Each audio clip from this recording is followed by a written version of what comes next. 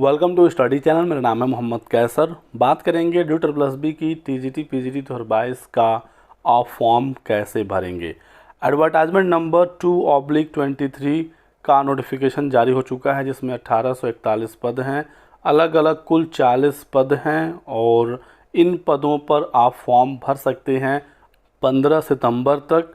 तो हम लोग यहाँ पर इसी के बारे में डिस्कस करने जा रहे हैं। ऑफिशियल वेबसाइट हमारे सामने ओपन है और आप यहाँ पर क्लिक करके इसका ऑफिशियल नोटिफिकेशन डाउनलोड कर सकते हैं। साथ ही साथ होम पेज पर आपको यहीं पर टॉप पर एडवर्टाइजमेंट दिख जाएगा और फॉर्म भरने के लिए आप यहाँ पर क्लिक कर सकते हैं।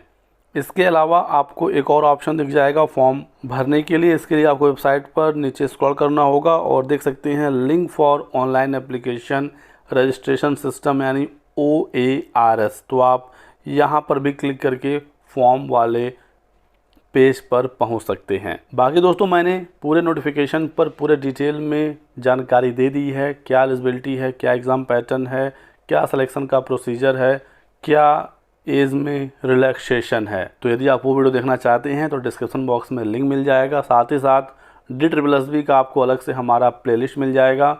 सारे वीडियोज़ आपको वहीं पर मिल जाएंगे, तो आप एक बार हमारा प्लेलिस्ट भी देख सकते हैं। तो चलिए शुरू करते हैं और देखते हैं आपको फॉर्म ये कैसे भरना है। ऑफिशियल वेबसाइट DSSB.delhi.gov.in है और यहीं से आपको फॉर्म भरना है। तो बात करेंगे डिटेल में, लेकिन आगे बढ़ने से पहले एक ज़रूरी सूचना। बात करेंगे DSSB PRT की इस बेस्ट बुक के बारे में जो चक्षु प्रकाशन की है। सहायक अध्यापक की भर्ती परीक्षा के लिए बुक आपकी काफ़ी हेल्प करेगा। 100% अकॉर्डिंग टू सिलेबस ये बुक है और इसमें आप GS, reasoning, maths, Hindi, English शिक्षण विधियाँ पढ़ सकते हैं। 4500 से ज़्यादा इसमें व्याख्यात्मक हल सहित प्रश्न हैं और सबसे इम्पोर्टेंट यहाँ पर 25 सॉल्व पेपर हैं व्याख्या सहित। तो यदि आप इस किताब को लेना चाहते हैं ऑनलाइन तो डिस्क्रिप्शन बॉक्स में लिंक दिया गया है, क्लिक करके परचेज कर लीजिए। यदि आपको ऑफलाइन लेना है ये बुक तो ये मार्केट में भी इजीली अवेलेबल हो जाता है। तो ऑफिशियल वेबसाइट पर आते हैं और हम लोग यहाँ पर क्लिक करते हैं link for online application registration. Click करते ही आप एक नए पेज पर रिडायरेक्ट होंगे DSSBonline.nic.in। यहाँ पर आप आएंगे। यदि आप पहली बार यहाँ पर आए हैं तो आपको रजिस्ट्रेशन करना होगा। Click for new registration. जिनका रजिस्ट्रेशन हो चुका है वो यहाँ पर क्लिक करके लॉगिन होंगे यानी साइन इन होंगे। तो हमको तो अभी रजिस्ट्रेशन करना है तो हमें क्लिक फॉर न्यू रजिस्ट्रेशन पर क्लिक करना होगा। जैसे हम यहाँ पर क्लिक करेंगे इस प्रकार का एक पेज हमारे सामने आएगा और एक रजिस्ट्रेशन का फॉर्म दिख जाएगा। तो हम फॉर्म भरने का जो प्रोसेस है यहीं से शुरू करेंगे। कुछ इंस्ट्रक्शन आ रहे हैं, आप इसे चाहें तो पढ़ सकते हैं। जहाँ पर भी स्टार लगा होगा वो डिटेल्स आपको भरना ज़रूरी होगा, नहीं तो फॉर्म आपका सबमिट नहीं होगा। और इस नोटिफिकेशन के अंतर्गत जो जो पोस्ट है आप उसके लिए फॉर्म भर सकते हैं रजिस्ट्रेशन के बाद। तो जैसे ही आप रजिस्ट्रेशन कर लेंगे इस वैकेंसी में जो जो पोस्ट है सब आपके सामने आ जाएगा और यदि आप उन पदों के लिए एलिजिबल हैं तो आप आवेदन कर सकते हैं। तो चलिए हम लोग फॉर्म को भरते हैं। सबसे पहले आपको अपना नाम लिखना है। नाम आपको हाई स्कूल की मार्कशीट के अकॉर्डिंग लिखना है और नाम के आगे आपको कोई भी प्रेफिक्स यानी मिस्टर, मिसेस, कुमारी, श्रीमती, डॉक्टर, प्रोफेसर, इंजीनियर कुछ भी नहीं लगाना है। तो सिंपल आपको अपना नाम लिखना है, फिर आपको अपने नाम को दोबारा से लिखना है। यहाँ पर जो भी डिटेल है आपको 2-2 बार भरना होगा। ये DSSB इस वजह से करता है ताकि यदि कहीं एक बार आप गलती कर रहे हैं तो वही सेम गलती आप दोबारा करेंगे नहीं। और यदि दोनों जगह पर एग्जैक्टली सेम आप नेम या डेट ऑफ बर्थ या जो भी डेटा है एग्जैक्टली सेम नहीं लिखते हैं तो आपका फॉर्म सबमिट नहीं होगा।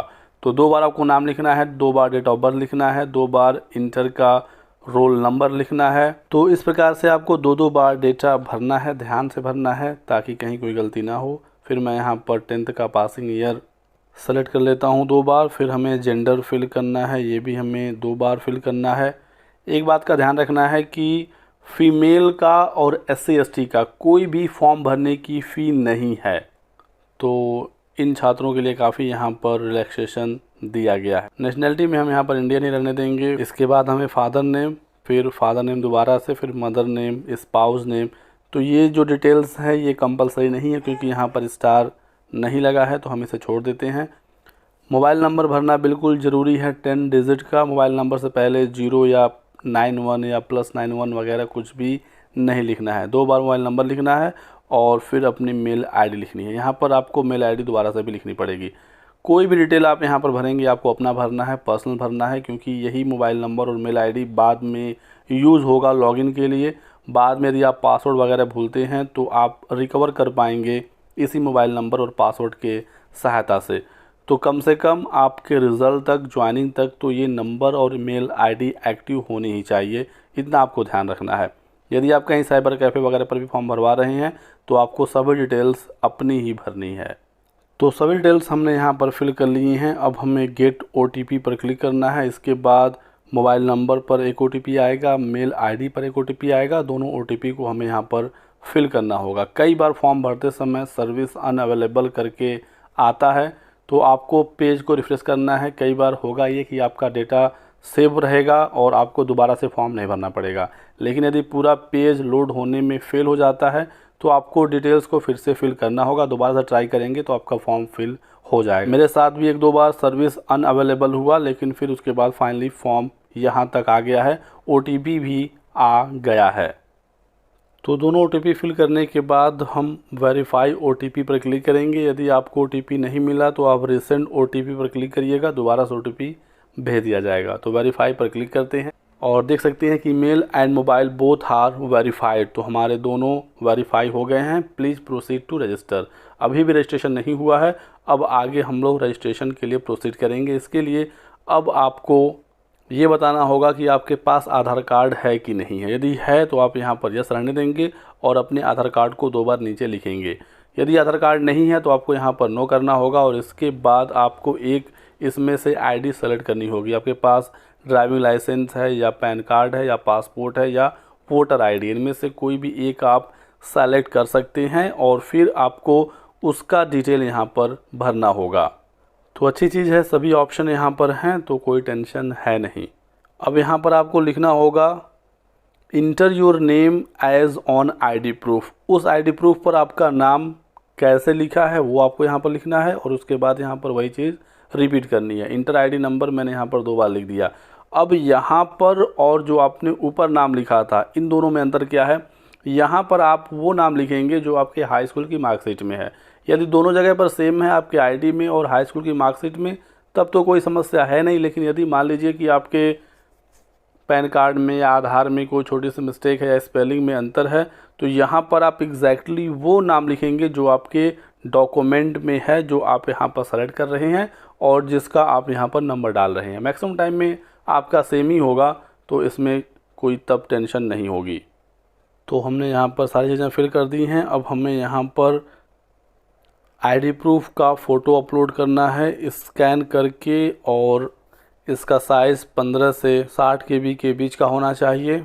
हाइट विड्थ वगैरह बताया गया है। पैन कार्ड ड्राइविंग लाइसेंस के केस में 300 × 200 हाइट और विड्थ होना चाहिए। वोटर कार्ड के लिए 200 × 300 हाइट विड्थ। पासपोर्ट के लिए 450 × 300।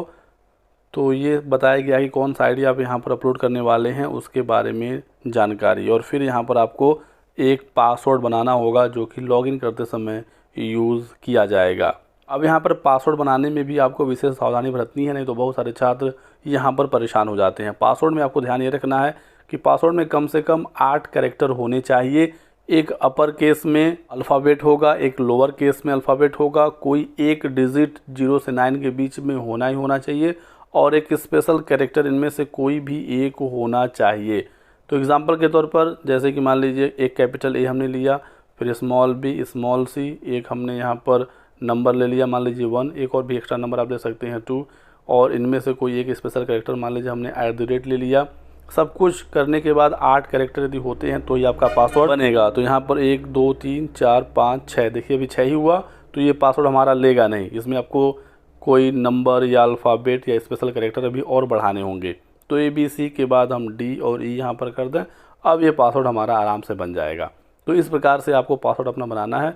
2 बार आप पासवर्ड यहाँ पर डालेंगे और फिर यहाँ पर आपको टिक लगाना होगा अंडरटेकिंग पर, और उसके बाद आगे फॉर्म को प्रोसीड करेंगे। पहले मैं इतना डिटेल्स फिल कर लेता हूँ। तो सब कुछ यहाँ पर फिल करने के बाद हम प्रीव्यू पर क्लिक करते हैं और देखते हैं अपने फॉर्म का प्रीव्यू। तो इस तरीके से प्रीव्यू आ जाएगा। आप इसे चाहें तो PDF में सेव करके देख भी सकते हैं और आपके पास ये सुरक्षित भी रहेगा। अब यहाँ पर आपको फिर से टिक लगाना होगा कि आपने प्रीव्यू को देख लिया है, सब कुछ सही है। और यदि सब कुछ ठीक है तब आपको यहाँ पर सबमिट पर क्लिक करना है। मैं यहाँ पर सबमिट पर क्लिक करता हूँ, पेज थोड़ा सा लोड हो। यदि सब कुछ ठीक होगा तो आपका रजिस्ट्रेशन हो जाएगा और आपको यहाँ पर एक रजिस्ट्रेशन नंबर मिल जाएगा। ध्यान रखना है कि जो आप आईडी का फ़ोटो अपलोड कर रहे हैं उसका साइज़ 15 से 60 KB के बीच का हो और उसके लिए जो डायमेंसन मांगा गया है वो डायमेंसन एग्जैक्टली बनना चाहिए, नहीं तो आपका जो फाइल है वो अपलोड नहीं होगा, बार बार उसमें एरर आएगा। तो रजिस्ट्रेशन हमारा हो गया है और यहाँ पर बताया गया है कि जो आपका रजिस्ट्रेशन नंबर है वो कॉम्बिनेशन है आपके डेट ऑफ बर्थ के, 10th के रोल नंबर की और ईयर ऑफ पासिंग जो आपके 10th का है। तो यहाँ पर शुरुआत में डेट ऑफ बर्थ है 10/7/1992 मैंने भरा था, फिर यहाँ पर हाई स्कूल का रोल नंबर है और फिर हाई स्कूल का पासिंग ईयर है। ऐसे आप अपना रजिस्ट्रेशन नंबर बड़े आसानी से याद भी कर सकते हैं। बढ़ते हैं आगे और यहाँ पर प्रोसीड पर क्लिक करते हैं। तो प्रोसीड पर क्लिक करने के बाद शुरुआत में मैंने आपको बताया था कि यदि आपका रजिस्ट्रेशन हो गया है तो आपको साइन इन करना होगा। तो अब हमारा रजिस्ट्रेशन हो गया है, हमारे पास रजिस्ट्रेशन नंबर है, हमारे पास पासवर्ड है, तो उसकी सहायता से हम अब लॉगिन होंगे। तो लॉगिन करने के लिए यहाँ पर आपको अपना डेट ऑफ बर्थ फिल करना होगा, फिर आपको अपने 10th का रोल नंबर फिल करना है, 10th का पासिंग ईयर और फिर जो आपने पासवर्ड बनाया था वो पासवर्ड डालना होगा। इतना करने के बाद आपको साइन इन पर क्लिक करना है। यदि सभी डिटेल्स आपकी ठीक होंगी तो आप साइन इन हो जाएंगे।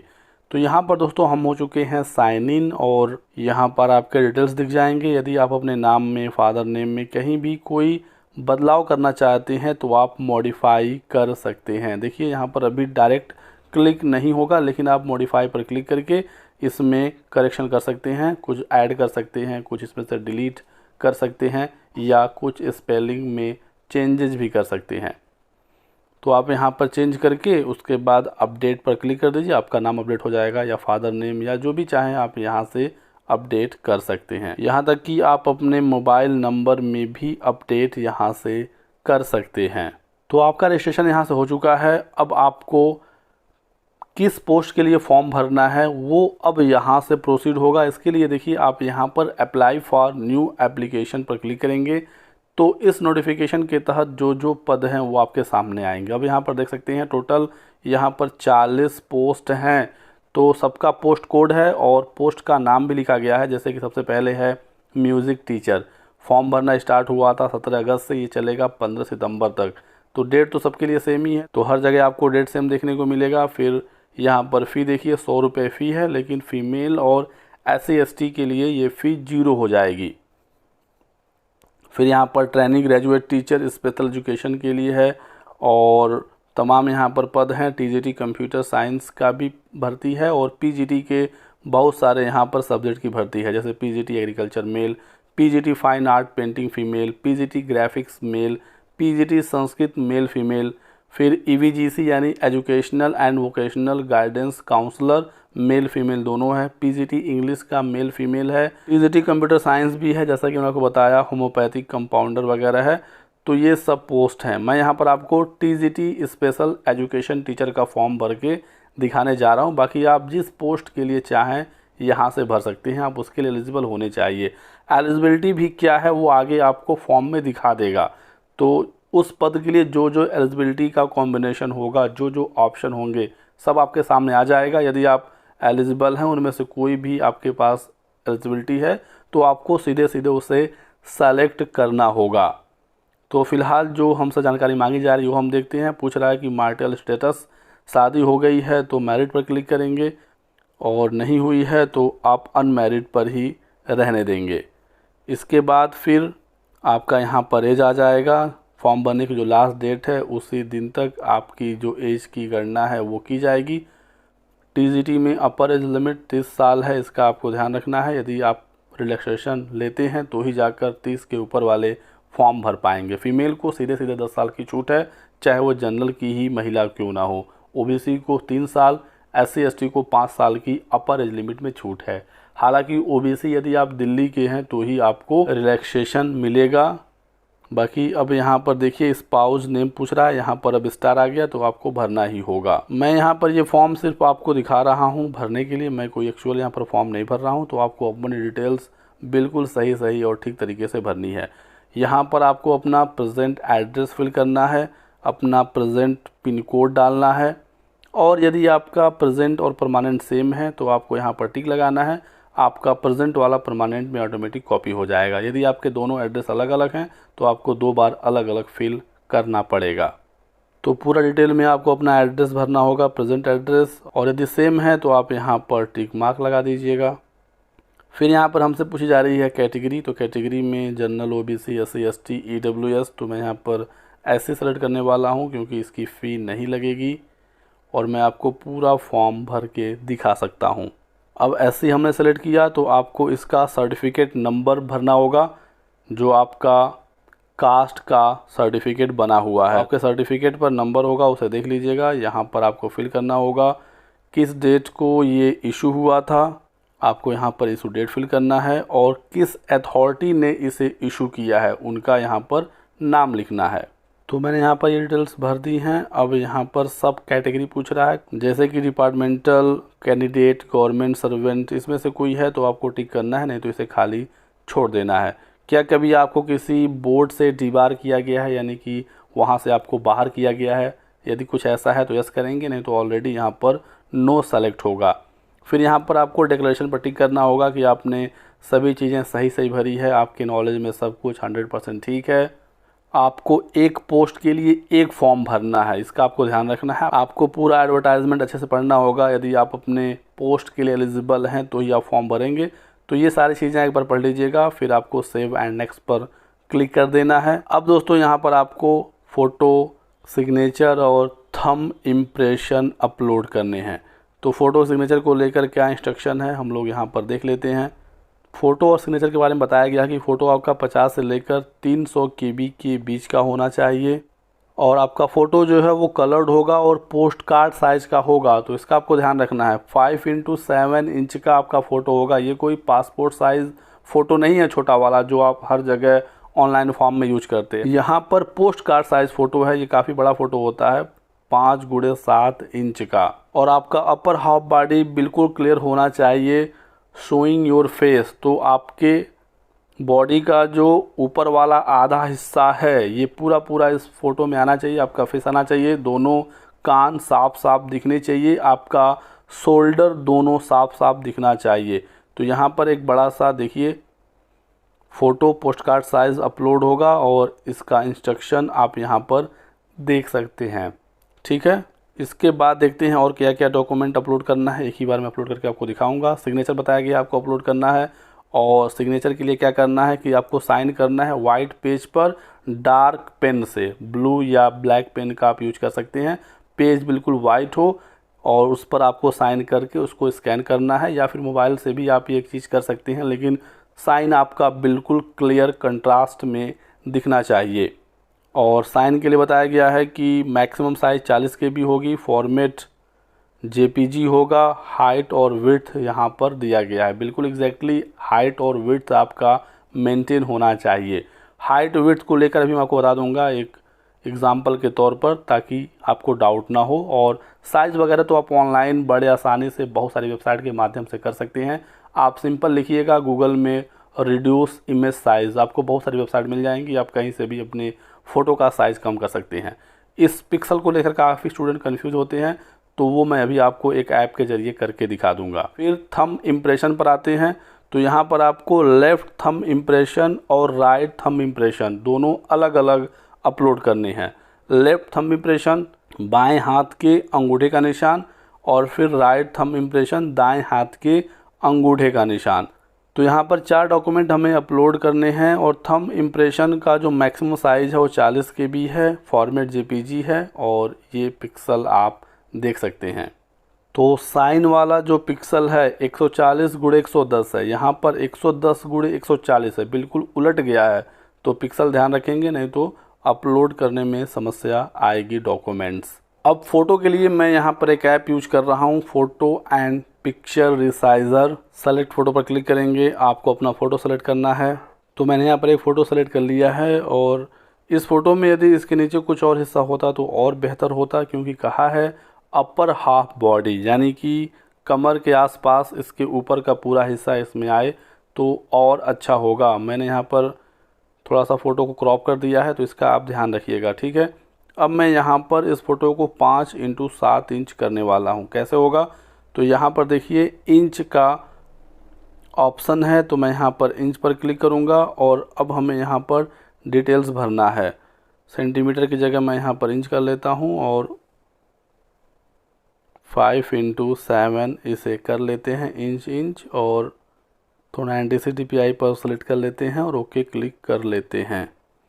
अभी हमारा फ़ोटो थोड़ी साइज़ हो गया और इसकी जो साइज़ है वो 83 KB बनी है। अब ये फ़ोटो अपलोड हो जाएगा। यदि साइज़ ज़्यादा हो जाता तो आप इसे कम भी कर सकते थे। तो फ़ोटो हमारा यहाँ पर अपलोड हो गया है, जैसा कि आप देख सकते हैं। इसी प्रकार से हमें साइन अपलोड करना होगा।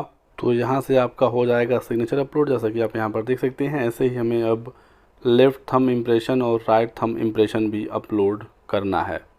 तो दोस्तों आप देख सकते हैं कि मैंने यहाँ पर दोनों थंब इम्प्रेशन भी अपलोड कर दिए हैं। आपको मैं यहाँ पर एक टिप देना चाहता हूँ जिससे कि आपको समस्या नहीं होगी यदि आप ये पिक्सल वगैरह सेट कर रहे हैं।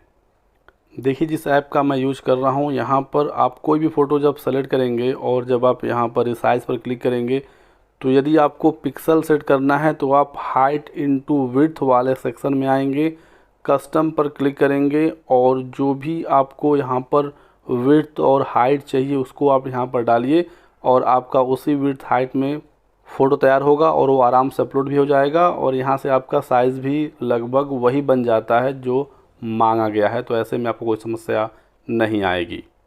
तो सब कुछ हमने यहाँ पर अपलोड कर दिया है। अब हम यहाँ पर नेक्स्ट पर क्लिक करते हैं।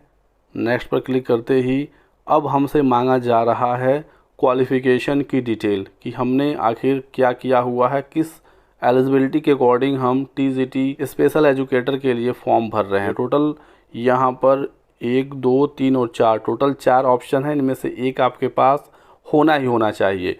तो पहला क्या है, ग्रेजुएशन सीटेड बाय सीबीएसई यानी कि सीटेड का पेपर 2, चूँकि ये टीजीटी की वैकेंसी है, और बीएड स्पेशल एजुकेशन।